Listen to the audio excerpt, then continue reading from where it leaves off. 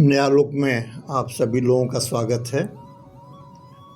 नवरात्र के 5वें दिन हम आपसे पुनः सम्मुख हो रहे हैं। हम लोग मातृशक्ति पर विचार कर रहे हैं। देखिए, माँ का नाम शक्ति है। हम शक्ति की उपासना करते हैं।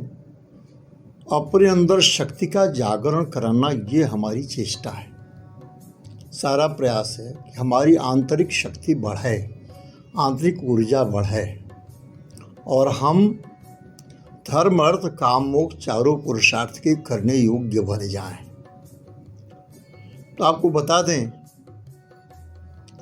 कि शक्ति के लिए मापन के पहले हमारे भारतीय परंपरा में शक्ति का मापन जो है हाथी के बल से किया जाता था। जैसे कहते थे महाभारत काल में अश्वत्थामा के एक हाथ में 10,000 हाथियों का बल था। भीमसेन की भुजाओं में 10,000 हाथियों का बल था। तो हाथियों की शक्ति से आदमी के पौरुष का, उसके बल का अनुमान लगाया जाता था। ये हाथी क्या थे? शक्ति के प्रतीक थे। इसी नाते समय जी के रूप में जो मूर्तियां रखी जाती हैं वो हाथी की मूर्ति रखी जाती है। वो तो जब अंग्रेजों का आगमन हुआ भारत में, तो इंग्लैंड में चूंकि हाथी नहीं पाए जाते, वहाँ घोड़े पाए जाते हैं, और उन्होंने शक्ति के आकलन के लिए अश्वशक्ति का मापन दिया हम लोगों को, हार्स पावर। और तब हार्स पावर या अश्वशक्ति से शक्ति का मापन शुरू हुआ। अंततः हमारे यहाँ हाथियों की शक्ति से ही शक्ति का मापन किया जाता रहा है। यही नहीं, हमारे पूर्व, पश्चिम, उत्तर, दक्षिण, ईशान्य, अग्नि, नैऋत्य, वायव्य कोण और ऊर्ध्व और अधः, इन 10 दिशाओं में ये माना जाता है 10 दिग्गज हैं। 10 दिशाओं में 10 हाथी हैं जो अपनी शक्ति से इस धरती को पकड़ करके खींच रहे हैं। इस नाते धरती जल के अंदर भी स्थिर है। उसी को आपने गुरुत्वाकर्षण शक्ति कहा, ग्रेविटेशनल फोर्स कहा। हमारे यहाँ उसे हाथी की शक्ति से दिग्गज कह के पुकारा गया कि दिग्गज हैं।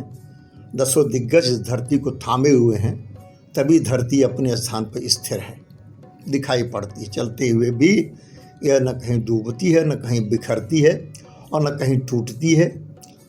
धरती जिस प्रकार से है, जैसी भी संचलित हो रही है, यह 10 दिग्गजों के बल के द्वारा इस पर पूर्ण नियंत्रण रखा गया है। और एक कल्पना यह भी है कि शेषनाग के हजारों मस्तक में से एक मस्तक के ऊपर ये धरती टिकी हुई है। और नाग आप जानते हैं जल का देवता है, जल में रहता है। जल के ऊपर पृथ्वी टिकी हुई है और जल में रहने वाले नाग के मस्तक पर टिकी हुई है। ये जो भी सिंबल्स का प्रयोग किया गया, नाग सिर्फ जल में रहने वाला देवता नहीं है। यह सर्प जो है वो हरदम सरकने वाला है। हरदम सरकने वाले एक ही चीज़ है जिसको हम कहते हैं समय। समय हरदम सरकता रहता है, घड़ी कभी नहीं रुकती। इस नाते शक्ति के आकलन का एक तरीका हो गया समय। और समय के प्रतीक में, हाथी के प्रतीक में, ये जो निरंतर गतिशील यह सर्प है, इस सर्प भी उसमें खो गया। सर्प की आकृति भी उसी में समा गई।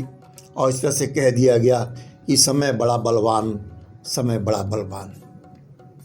तो ये सर्प जो नाग है, नाग भी ये समय का ही एक प्रतीक, सिंबल माना जाता है, क्योंकि हरदम सरकता रहता है, हरदम चलता रहता है। अब देखिए हुआ क्या हमारे संसार में, समाज में हुआ क्या। सृष्टि बनने के साथ साथ ही तमाम कबीले बने, जंगली आदिवासी लोग हुए। फिर यहाँ पर जो समझदार लोग थे, उन लोगों में ये विचार हुआ कि एक राजा बनाया जा, कबीले का सरदार बनाया जा। हमारे यहाँ तो भारतीय परंपरा में तो मनु और शत्रुपा कह के कि आदि मानव, आदि नारी की परिकल्पना करके, और परिकल्पना नहीं कहते हैं, यह सनातन सत्य को स्वीकार करके एक रूप, एक आकृति दे दी गई, एक विचार दे दिया गया लेकिन समय का महत्व यहाँ भी उसी प्रकार से जिस प्रकार से पाश्चात्य देशों में है।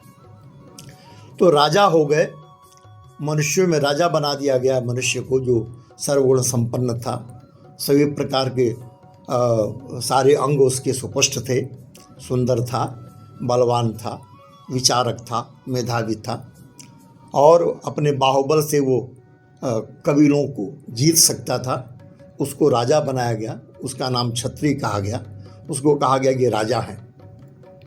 तो राजशाही की परंपरा कायम हुई, जिसमें मंत्र देने वाला मंत्री का काम विद्वान ब्राह्मण किया करता था। ऋषि लोग थे, महापुरुष लोग थे, महात्मा लोग थे, जो राज्य के संचालन में भरपूर मदद किया करते थे, बौद्धिक मदद दिया करते थे। अपनी विवेक शक्ति से राज्य के संचालन में अपनी बौद्धिक शक्ति को प्रदान करके राजा को सही दिशा में प्रजा के पालन में तत्पर हो सके, ऐसी सीख दिया करते थे।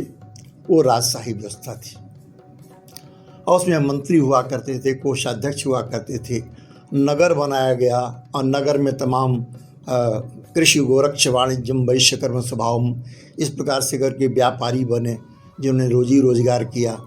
काम करने वाला मजदूर, लोहा के काम करने वाले, लकड़ी के काम करने वाले, वस्त्र के काम करने वाले तमाम नियुक्त हुए, और करके एक सुंदर सा राज्य बना। लेकिन वो राजशाही भी कालांतर में किसी का वंश खत्म हो गया, निर्वंश हो गया। कहीं राजा की लड़ाई में एक राजे ने दूसरे को परास्त कर दिया, इस नाते राज्य नष्ट हुए। तो राज्य नष्ट हुए, उनके राजमहल भी ढूंढ के रूप में बन गए। हाँ, जहाँ राज्य में संचालन चलता था, हाँ, शाम होती थी बत्तियाँ दिपदिपा जाती थीं, सुबह होते ही, भोर होते ही शुक्र तारा जब जगता था, शुक्र तारा को देख करके लोग घड़ी का अनुमान लगा लेते थे, और प्रातःकाल कहते थे भाई कौआ उग गया है, उठ जाओ, सुबह का हो गया है। और भोर में उठ करके नित्य क्रिया से निवृत्त होकर के हर आदमी अपने अपने काम में लग जाता था। ऋषि मुनि अपनी आराधना साधना पूजना में लग जाया करते थे। राजा महाराजा राज्य के संचालक के लिए आवश्यक व्यवस्था में लग जाते थे। मंत्रीगण पूरे राज्य का जो समाचार है वो राजा को दिया करते थे, और सेनापति राज्य की सुरक्षा किया करता था। और इस प्रकार से बावड़ी बनाना, कूप बनवाना, बगीचा बनवाना और प्रजा की रक्षा के लिए समस्त इंतजाम राजा की व्यवस्था के अंतर्गत था। लेकिन समय को बलवान कहा गया। इस बलवान समय ने किया क्या, कालांतर में जाकर के राज्य नष्ट हुए, युग परिवर्तन हुआ। तो पता चला जो राज्य थे बड़े बड़े वो मिट्टी के अंदर पहुंच गए, जल प्लावन हुआ, आगजनी हुई, समुद्री जल का घेरा बढ़ गया, धरती पानी में डूबने लग गई। फिर नई सृष्टि हुई, नया युग बदला, नया सृजन हुआ, नई संकल्पना हुई, नए वृक्ष लगे और नए प्रकार से राज्य की व्यवस्था सुनिश्चित की गई। तो अब जो राजमहल ढूंढ में परिवर्तित हो गए थे, हाँ, वहाँ पर लोगों ने कल्पना किया और पुरुषवाची शब्दों से प्रयोग किया, तो डीह बाबा नाम दे दिया। ये डी है, डीह बाबा है। कहीं ड्योहार बाबा कह दिया, कहीं डीह बाबा कह दिया। तो राज्य या गांव जो समाप्त हुए, जमींदारी जो समाप्त हुई, उनके खंडहर मकान ढहे। गांव का गांव अगर मान लीजिए भूकंप या किसी प्रकार से उत्परिवर्तन में, धरती के उत्परिवर्तन में अगर वो टीले की शक्ल में आ गया, तो वहाँ पर लोग उसका नाम देते थे कि ये डीह बाबा हैं, यहाँ काली माई रहती हैं, यहाँ देवी माई रहती हैं, यहाँ समय माई रहती हैं, यहाँ समया माता रहती हैं। वहाँ पर हाथी की मूर्ति रख दिया और कह दिया एक समय का चक्र है, ये समय माता है का ये मंदिर है, यहाँ पर आओ पूजा करो। अरे समय बड़ा बलवान होता है, कब किसको नेस्तनाबूद कर दे, कब मिट्टी में मिला दे और कब मिट्टी खुदाई करके कब उसको राज्य के रूप में परिवर्तित कर दे, यह कहा नहीं जा सकता। इस नाते पुरुषवाची शब्द में डीह बाबा, ड्योहार बाबा है, बीरा बाबा, तमाम बाबा के नाम से पूजा अर्चना शुरू हो गई। और जब देवी का नाम रखा गया तो काल अर्थात समय के परिवर्तन के कारण ऐसा हुआ है। इस नाते या तो महाकाल बाबा या स्त्रीवाची शब्दों में काली माई का चौरा, काली माई का स्थान, काली माई की जगह, ऐसा करके लोग पूजने लगे। और मैंने बताया क्योंकि शक्ति का आकलन किया जाता था हाथी से, इस नाते हाथी की मूर्ति वहाँ रखना शुरू कर दिया और उनको समय माई कह के पूजना शुरू कर दिया। तो डीह बाबा, ड्योहार बाबा में तो पूजा चढ़ाई जाती, उनको ग्राम देवता माना जाता था कि ग्राम देवता है। शादी ब्याह हो तो लोग ग्राम देवता की पूजा करके तभी विवाह के लिए वर निकलता था। लड़की बाहर से आती थी तो डीह बाबा की पूजा करके ही घर के अंदर प्रवेश करती थी। और मुंडन हो तो भी वहाँ पूजा चढ़ती थी, और अगर मान लो विवाह हो तो भी वहाँ पूजा चढ़ाया जाता था, नया अन्न हो तो भी वहाँ पूजा चढ़ाया जाता था, और नई फसल होने पर उत्सव मनाया जाता था तो वहीं मनाया जाता था। यहाँ तक कि सम्मत भी जलाई जाती थी, उसी के आसपास जलाई जाती थी। यह परंपरा बनी। और जो देवी का स्थान बनाया गया, काली माई का चौरा बनाया गया, समय माई का चौरा बनाया गया, समय माई का स्थान बनाया गया, वहाँ पर देवी की कल्पना की गई और कहा गया यहाँ माता की मूर्ति है, यहाँ माता की वंदना करो। वहाँ ग्राम देवी के रूप में उनकी पूजा शुरू हुई, और ग्राम देवी और ग्राम देवता के नाम से जो पूजा परंपरा चली, ये भी बड़ा साइकोलॉजिकल है, मनोवैज्ञानिक है, और साथ ही साथ लोक परंपरा में इसकी बहुत बड़ी महत्ता है।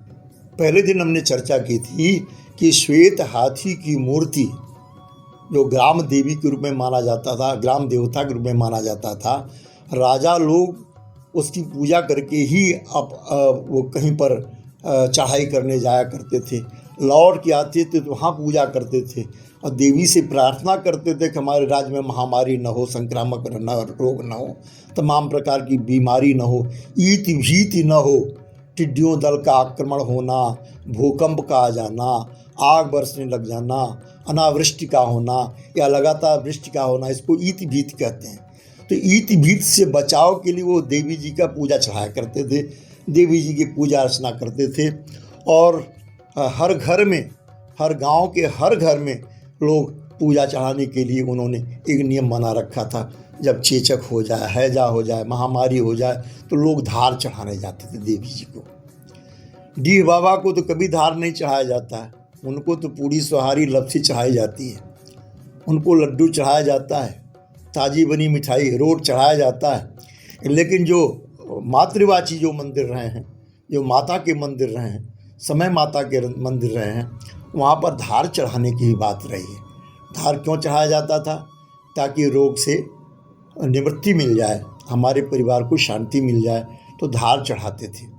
धार में नीम का पत्ता ले लिया, पानी, नीम का पत्ता, थोड़ा कपूर डाल लिया, हल्दी पीस करके डाल लिया।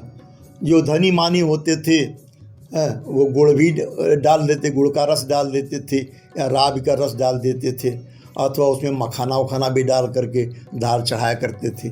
और जिनके पास ज़्यादा पैसा नहीं होता था वह जल ले लिया, नीम के पत्ते को डाल लिया, उसमें नीम का चूर्ण डाल दिया और उसमें लौंग डाल दिया, कपूर डाल दिया और गुड़ डाल दिया, माँ को धार चढ़ाते थे। हे माता, इस धार को ले लीजिए और मेरे बेटे को, मेरे परिवार में सुख शांति कीजिए, महामारी से बचाव कीजिए, रोग शोक का शमन कीजिए। और इस प्रकार से देवी माता से माताएं प्रार्थना करती थीं और वहाँ पूजा चढ़ाती थीं। पूजा चढ़ाने मैंने बताया था, पहले दिन बताया था, उसमें तेल की बनी हुई, घी की बनी हुई नहीं, इस नाते घी का बना इस नाते नहीं चढ़ाते थे कि बछड़ा जो ठारा होगा वो दूध होगा, उसका दही बनेगा, उसका घी बनेगा, तो पूजा हम कैसे चढ़ाएंगे, इसलिए तेल की पूजा चढ़ाई जाती थी। बाद में यह हुआ कि नहीं, देसी घी अगर है, शुद्ध घी है, गाय का घी है, उसका चढ़ाया जाए, लेकिन हमेशा तेल का ही चढ़ाने की परंपरा है। तेल की का पूड़ी बना लेते थे और लपसी बनाई जाती थी, उसमें गुड़ मिलाया जाता था और मिलाने के बाद और सुहारी और लपसी रख करके उस पर सिंदूर से टिक करके देवी जी को पूजा चढ़ाई जाती थी।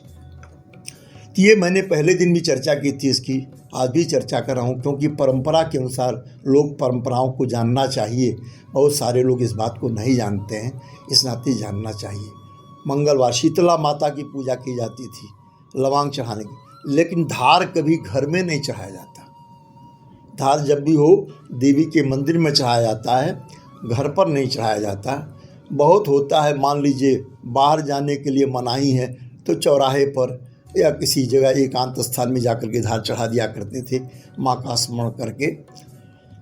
और शीतला माता की मूर्तियाँ बहुधा जो है वो नीम के पेड़ के नीचे रहा करती थीं, वहाँ पर लवांग चढ़ाना। और एक चीज़ बता दें, लवांग चढ़ाने में भी लवांग में फूल माता का होता है, इस नाते फूल माता को चढ़ा देना चाहिए, उसका डंठल ही प्रसाद के रूप में ग्रहण करना चाहिए, फूल को प्रसाद रूप में नहीं ग्रहण करना चाहिए, क्योंकि फूल बहुत गर्म है और आपको नुकसानदेह साबित हो सकता है। साथ ही साथ जो भी अभिचार कर्म है, उस अभिचार कर्म में फूल पे उसका असर पड़ जाता है। अगर आप फूल झाड़ देंगे तो उसका प्रसाद लेने में किसी भी विचार का, किसी तांत्रिक क्रिया का आपके ऊपर असर नहीं पड़ेगा। इस प्रकार समय जी की उपासना शुरू हुई। मैंने अपने जीवन में कुछ खुदाई की जगह देखे, जैसे अलीगढ़वा है, बर्डपुर के पास अलीगढ़वा है, वहाँ बौद्धकालीन 2500 साल पहले की संस्कृति के राजमहल मिले ज़मीन के अंदर से। उसमें राजमहल, बड़ा आंगन और भवन, अट्टालिकाएँ सब ज़मीन के अंदर प्राप्त हुई। ठीक उसी प्रकार से बड़े बड़े बीज, वहाँ भी नापदान बने हुए तमाम चीज़ें, पुरातात्विक चीज़ें प्राप्त हुई। ठीक इसी प्रकार कोपिया का टीला, संत कबीर नगर में कोपिया एक स्थान है, वहाँ टीले की खुदाई की गई। तो वहाँ पर दक्षिण भारत के एक युवक आकर के, जो पुरातत्वविद थे, उन्होंने खुदाई कराई थी और संजोग से मैं गया हुआ था उसमें। और उस खुदाई में 2000 वर्ष पुरानी मातृ मूर्तियाँ मिली, माता की मूर्तियाँ। इसका मतलब मातृ उपासना उस समय भी किया जाता रहा। वो अर्दन मॉन्यूमेंट, ये जिसको कहते हैं टेराकोटा के बनी हुई मूर्तियाँ, टेराकोटा की बनी हुई मातृ मूर्तियाँ मिली, जिसकी ऊंचाई बहुत ज़्यादा नहीं थी, 1 फीट के अंदर ही रही है, माने 9 इंच 10 इंच या 1 फीट के अंदर ही वो मूर्ति रही है। वहाँ पर 2000, हमने आकलन कराया पुरातत्वविदों से, तो 2000 वर्ष पुरानी वो मातृ मूर्तियाँ दिखाई पड़ी। चक्र मिले जो बुद्धकालीन चक्र होते थे, और एक दत्तात्रेय की मूर्ति भी मिली जो 1300 साल वर्ष पुरानी थी। कनिष्क कालीन मुद्राएं मिली और तमाम प्रकार के सिक्के मिले। और कोपिया में तो आपको बता दूं, शीशा गलाने वाले क्रूसिबल भी मिले। इसका मतलब शीशा के बर्तन वहाँ बना करते थे। इस प्रकार की चीज़ें रहीं, लेकिन समय के गर्त में सब समाहित हो गई। वो ढूह बन गया, टीला बन गया। आज उसके ऊपर समय जी की मूर्ति स्थापित करके देवी की पूजा की परंपरा शुरू हुई। लोग देवी की पूजा करने जाते हैं। ठीक इसी प्रकार से लहुरा देवा पहली में हम लोग गए, संत कबीर नगर जनपद में ही है। लहुरा देवा में 10,000 साल पुरानी संस्कृति का पता चला कि चीन में 14,000 साल पुरानी धान की खेती का प्रमाण मिला। तो यहाँ पर लहुरा देवा में 10,000 साल पुराने धान की खेती का प्रमाण मिला। वहाँ जो कार्बन के भूसी के जले हुए अवशेष थे, उनको ले करके जब कार्बन डेटिंग की गई जर्मनी से, तो पता चला ये 350 साल पर पुरानी है। और 10,000 साल वर्ष पुरानी भी कार्बन के लेयर्स प्राप्त हुए। इसका मतलब 10,000 साल से यहाँ धान की खेती हुआ करती थी। इस ऐतिहासिक तथ्य को देखने के लिए मैं समझता हूँ 2007-8 की बात है या 10 की रही होगी। आपके दिल्ली के डॉक्टर बुद्धिरश्मिमण त्रिपाठी, उत्तर प्रदेश के पुरातत्वविद राकेश तिवारी जी, और ये सब लोग पहुँचे थे। और चीन और फ्रांस, जापान, विविध देशों के लगभग 10 पुरातत्वविद थे, जिनके बीच में वहाँ से निकलने वाले वस्तुओं का आकलन कराया गया और बताया गया कि ये गंगा वैली घाटी में, गंगा घाटी क्षेत्र में एक बहुत बड़ी उपलब्धि है। वहाँ भी वो जब ढक दिया गया है, वहाँ भी टीला पाया गया। और पहले कोई राजघराना था, उस टीले के ऊपर समय जी की मूर्ति स्थापित की गई है और देवी की उपासना की जाती है। तो समय को देवी मान करके उपासना करने की परंपरा हमारे यहाँ रही है, चाहे काली के रूप में हो या समय माता के रूप में। इन्हीं शब्दों के साथ पुनः आज वाणी को विराम देते हैं, फिर कल चर्चा होगी।